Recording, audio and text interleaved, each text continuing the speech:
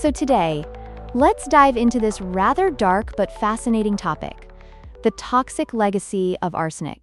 Arsenic has this really gnarly reputation as one of the most notorious poisons in history. It became infamous back in the 18th century because it was practically undetectable. Can you imagine that? A killer in plain sight. One of the most notorious victims was none other than Napoleon Bonaparte himself. Yeah, he had high concentrations of arsenic detected in his hair. And get this, those high levels likely came from arsenic in wallpaper. Can we just take a moment to appreciate the irony of dying from something used to enhance the aesthetics of a room?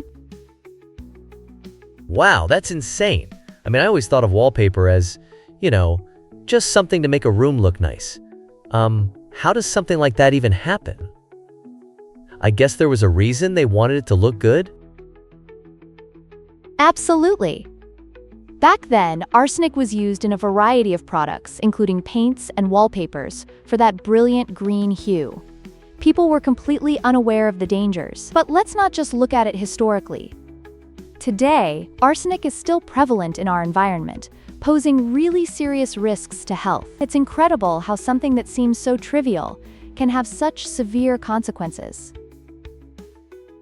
So, where does arsenic come from nowadays? Do we also have to worry about, where our food and water comes from? Great question.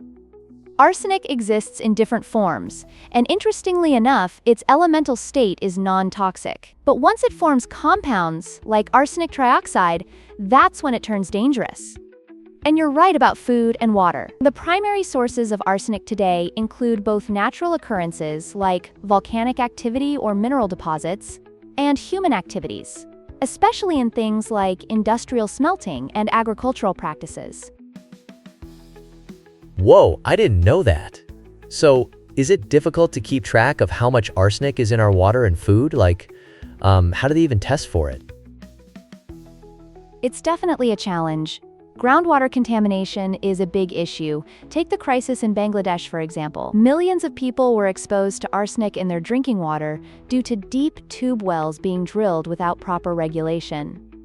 Monitoring levels is crucial. Luckily, we're developing better ways to detect arsenic. There are innovative techniques now, such as anionic stripping voltammetry, that allow us to measure arsenic concentrations accurately in samples from outside the lab. Wow, so you can take this portable device and just test water in real time? That's wild. Do you think this technology could, save lives? Absolutely.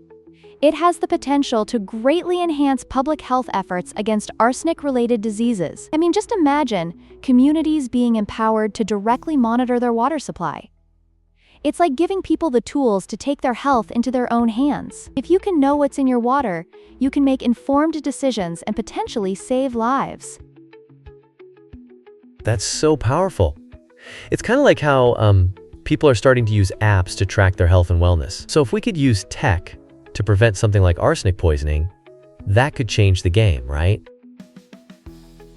Exactly. Just like how smartphones revolutionized communication, innovations in public health technology could really safeguard our communities. You're catching on. It's about creating awareness and providing accessible solutions to those at risk. Who knew a topic like arsenic could open the door to such thrilling discussions about health and technology? Yeah. It's almost like this secret weapon against something that's been lurking in the shadows for so long. What do you think is the next step in tackling this issue?